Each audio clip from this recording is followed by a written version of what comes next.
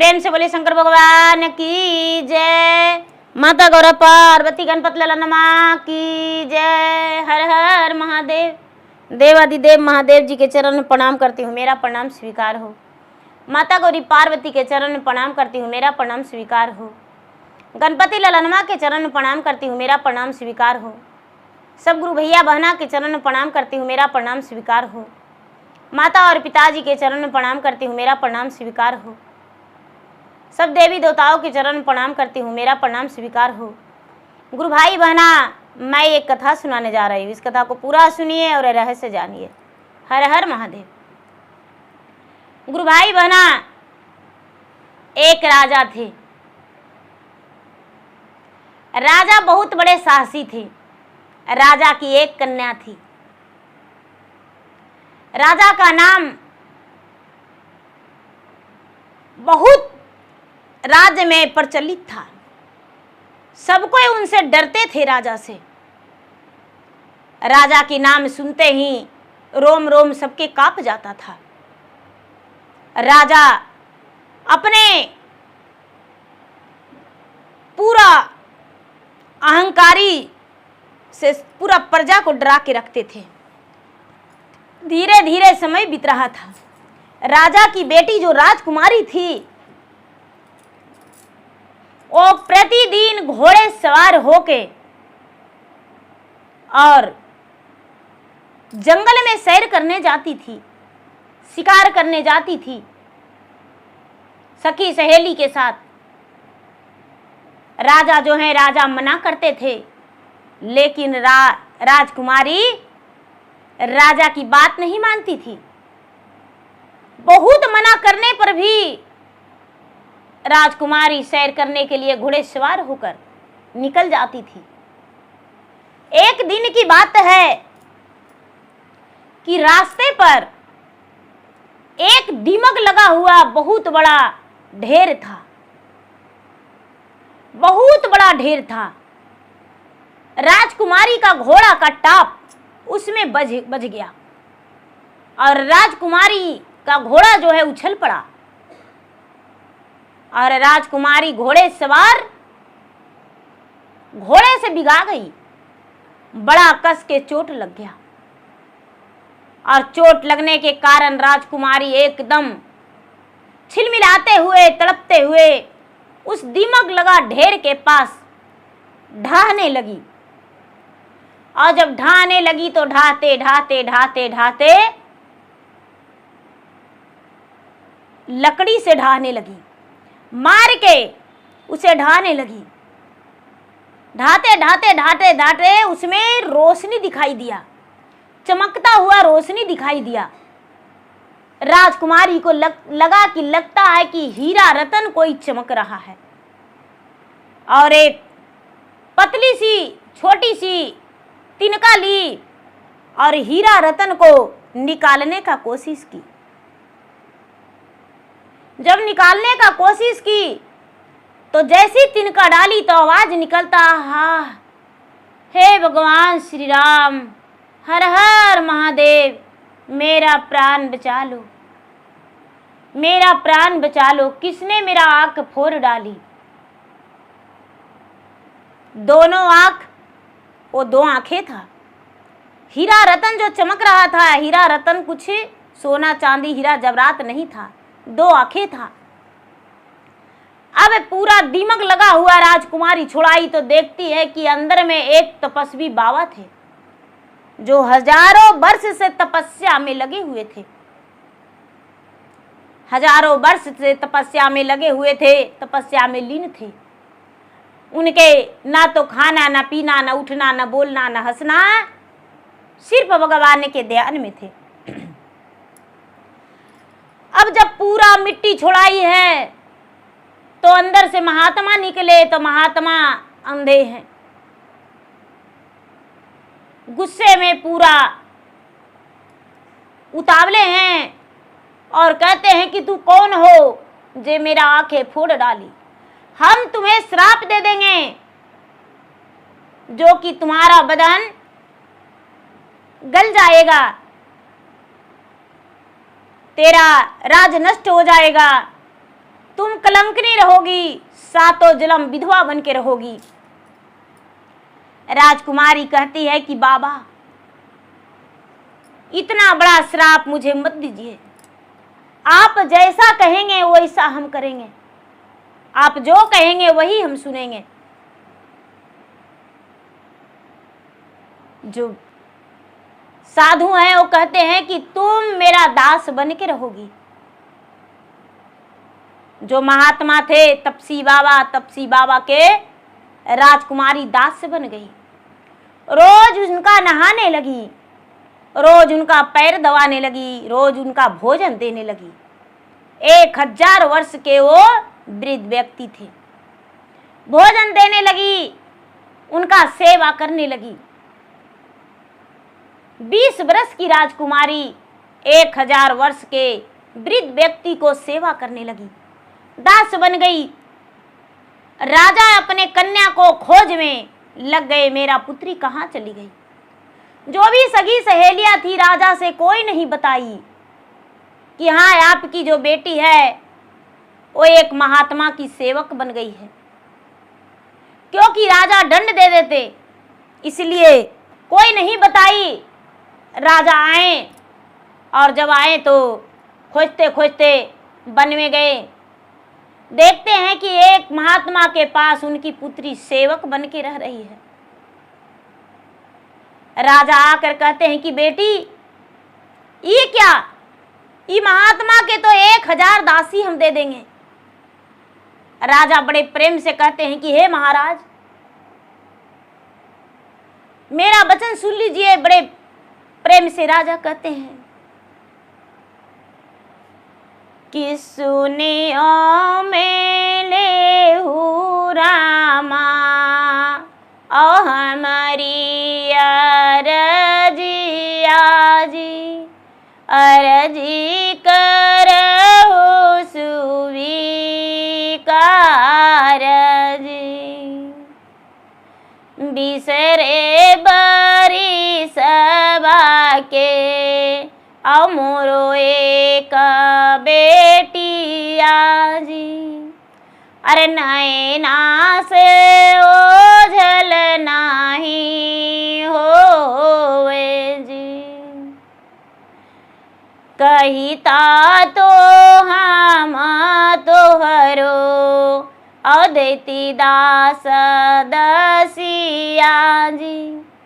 अरे नीता उठी करे तनया स्नान जी, भोजन बने तन रामा और सेवा तोहरा करतन जी।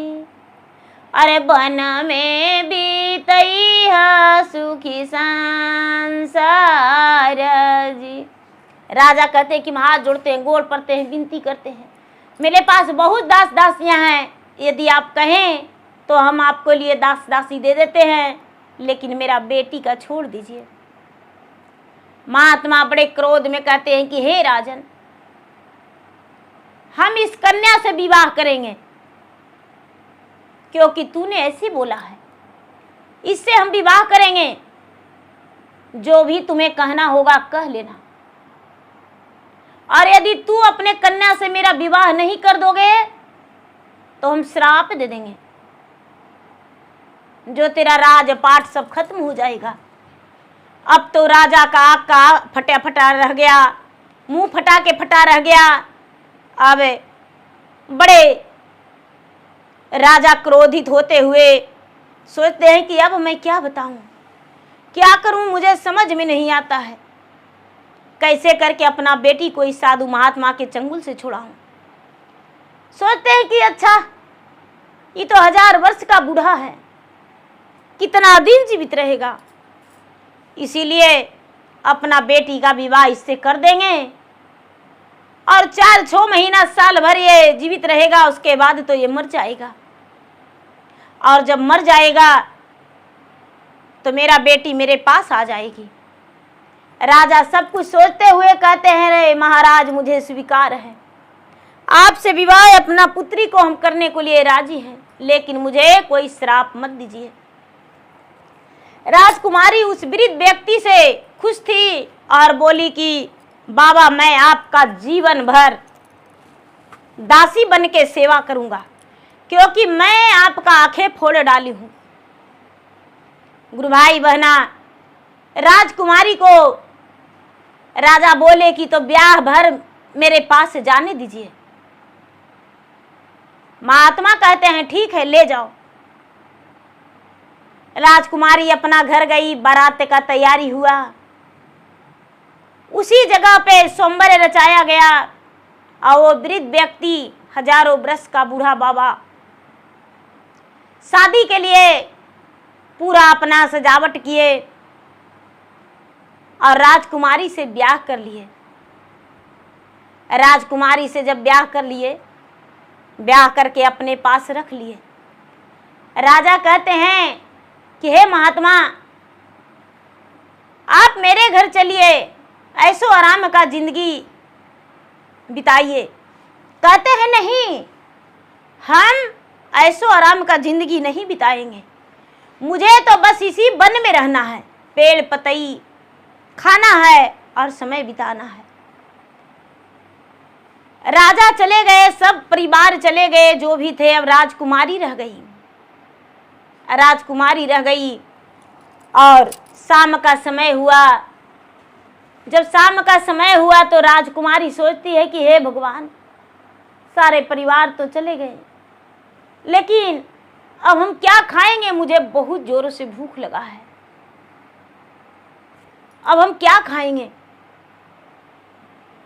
आंखों में आंसू, और फिर भी आंसू लेकर अपना पति को, हजारों वर्ष की जो पति थे उनका सेवा करने लगी। आंख का आंसू एक बूंद वो 1000 वर्ष के जो तपस्वी थे उन पे गिर गया। कहते हैं कि अरे सुंदरी, मेरे जान प्राण प्रिय, तू क्यों रो रही हो? क्या कमी पड़ा जो तुम रो रही हो? तेरा आंखों का आंसू मेरा सबसे बड़ा कर्ज होगा। कहती है कि नहीं महाराज, इतना दिन तो मुझे भूख प्यास का महसूस नहीं हुआ, लेकिन आज मुझे बहुत जोरों से भूख लगा है और आप भी बिना भोजन के सोए हैं। अब तो आप तपस्या में भी नहीं हैं। महात्मा कहते हैं कि अच्छा, भूख लगा है तो हाँ, मुझे भूख लगा है। ठीक है, अपना आंख मूंद लीजिए। राजकुमारी अपना आंख मूंद ली। जो महात्मा है, 2 थाल में विमान से भोजन आ गया। 2 थाल में विमान से जब भोजन आ गया, महात्मा के लिए एक और एक राजकुमारी के लिए भोजन आया, तो उस भोजन को देखकर दोनों बड़े धन्य हो गए। धन्य हो गए हैं और भोजन दोनों कर लिए। अब दिन और रात कभी भी भोजन आ जा रहा है।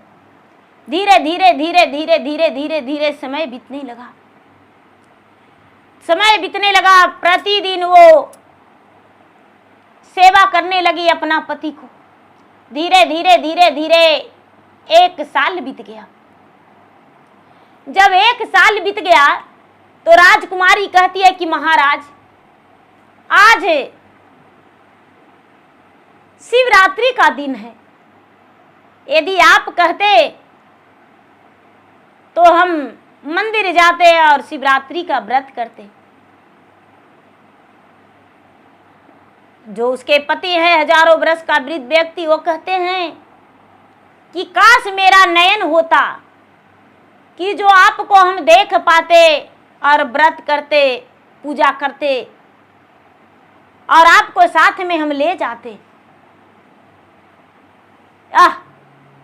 आज तो मुझे बहुत दुख हो रहा है, लेकिन घर के पीछे जो है, जाकर देखे हैं, थोड़ी दूर इस कुटिया के पीछे जाकर देखिए, शायद एक शिव मंदिर होगा।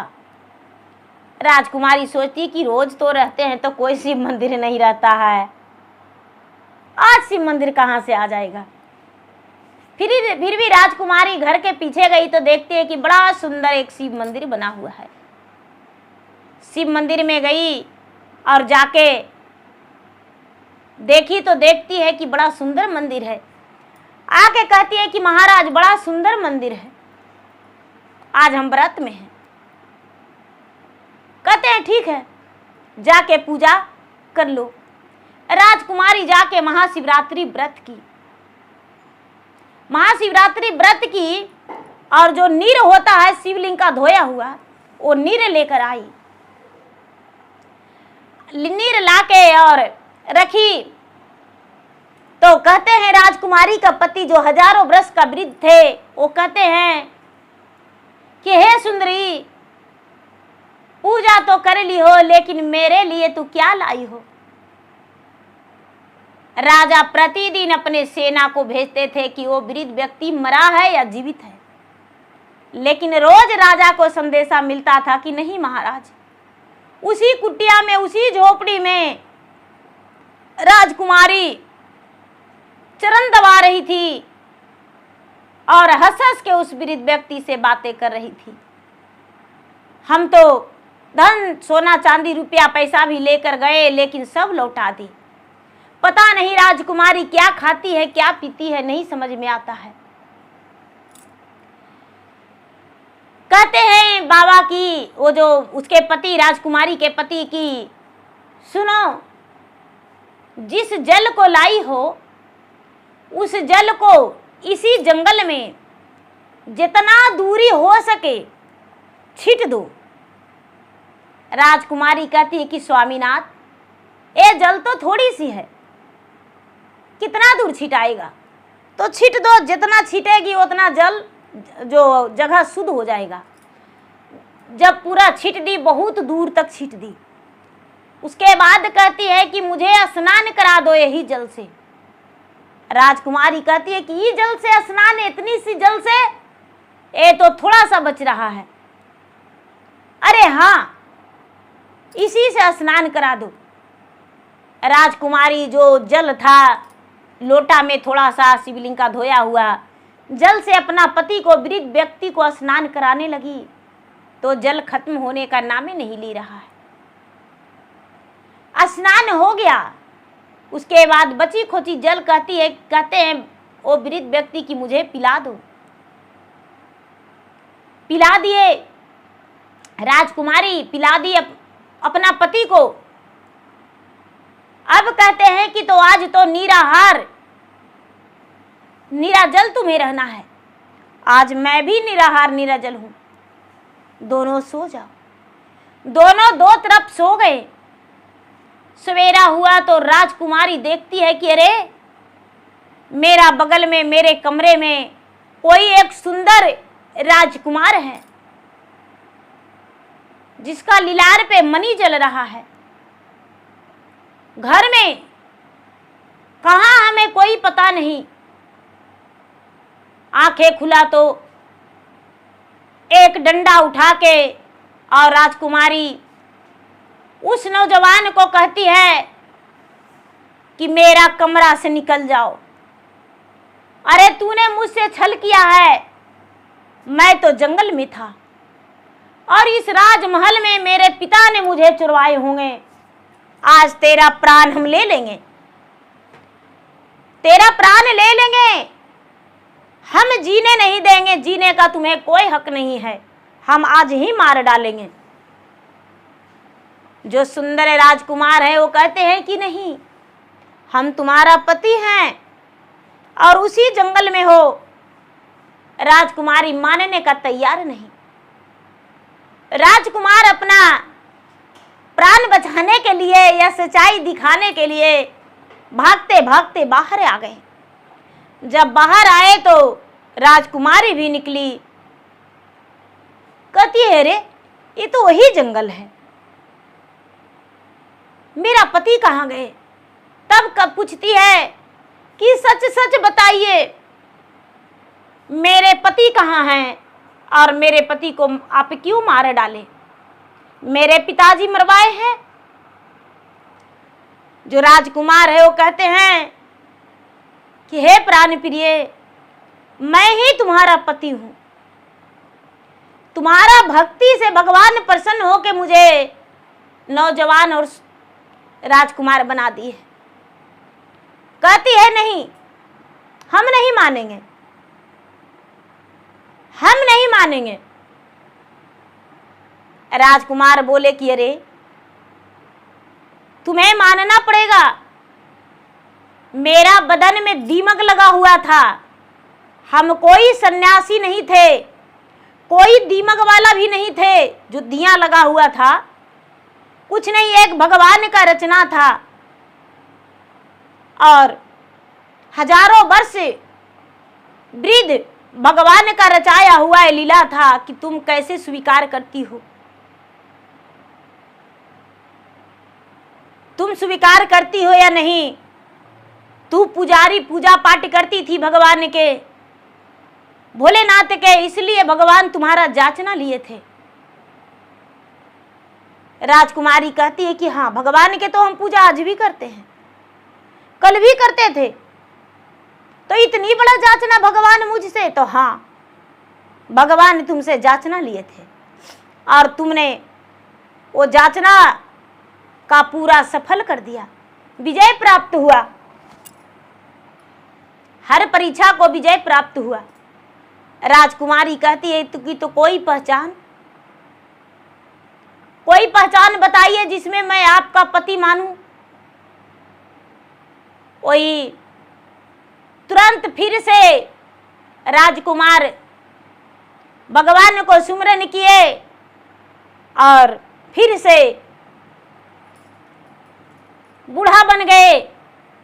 राजकुमारी देखकर बड़ा प्रसन्न हो गई, बड़ा प्रसन्न हो गई। और प्रसन्न होके उसके बाद गले लगा ली और कहती है महाराज अपना रूप में चलाइए। जो हजारों बरस का वृद्ध व्यक्ति थे वो एक राजकुमार बन गए। जब राजकुमार बन गए तो राजकुमारी के घर में तो अब नौकर चाकर, रुपया पैसा, धन संपत्ति सब भरा हुआ है, कोई कमी नहीं है। कहती है कि सुनिए, एक खुशखबरी हम पहले अपना माँ को देना चाहते हैं, ये खुशखबरी पहले हम अपना माँ को देना चाहते हैं, अपना माँ के घर जाएंगे, चलिए मेरे साथ, मेरा माँ खुश हो जाएगी। राजकुमार बोले कि तो ठीक है। घोड़े सवार राजकुमार और डोली पर राजकुमारी, डोली में दोनों जाके राज दरबार पे डोली लग गया और घोड़ा भी खड़ा हो गया। राजरानी देखती है कि अरे मेरे द्वार पे एक डोली है, एक घोड़ा है, आखिर डोली में कौन है? राजकुमारी निकली तो राजरानी देख के राजमाता बड़े क्रोधित हो गए। राजा अपने राजमहल से निकले, तेगा लेकर आए कि अरे तू मेरा नाक कटवा दी, जब तुम्हारा ब्याह करना था दूसरा तो तूने नाटक क्यों किया उस वृद्ध व्यक्ति के साथ? वो वृद्ध व्यक्ति के तूने मार दिया। यदि तूने उसका मार दिया होगा तो तुम्हारा सातों जन्म खैर नहीं, कभी तुम खुश नहीं रहोगी। राजकुमारी अपना पिता से कहती है कि नहीं पिताजी, ये वही हैं, हमने ऐसा कुछ नहीं किया है। और सारी हाल बताई। राजा इस बात को सच नहीं माने और जंगल में देखने गए। जब जंगल में देखने गए तो उनका सेना तो रोज जाता था, तो एक दो दिन पहले भी गया था, झोपड़ी था, देखा तो महल है। राजा भी देखे महल है, अरे इतना बड़ा तो मेरा भी महल बना हुआ नहीं है, रातों रात मेरा बेटी कहाँ से पैसा लाएगी, ये तो सच है। राजा साहेब क्या किए, अपना बेटी को और दामाद को दोनों का स्वागत किए। स्वागत करके अंदर ले गए, बैठने को लिए बोले। बेटी और दामाद दोनों खुशी खुशी राजमहल में प्रवेश किए। और खुशी खुशी रहने लगे। उनका जीवन में हर खुशी आया, कभी कोई कष्ट नहीं हुआ। तो देखिए गुरु भाई बहना भगवान कैसा परीक्षा लेते हैं अपने भक्त से, देखिए। तो गुरु भाई बहना मेरा वीडियो अच्छा लगे तो मेरा वीडियो का लाइक करें, शेयर करें। चैनल पर यदि नए हैं तो चैनल का सब्सक्राइब करें, बेल आइकन घंटी को दबाएं, जो कि मेरा वीडियो का नोटिफिकेशन सबसे पहले आपके पास जाए। आप मेरा वीडियो सुन सके, कमेंट बॉक्स में हर हर महादेव, जय श्री गुरु जरूर लिखें। धन्यवाद।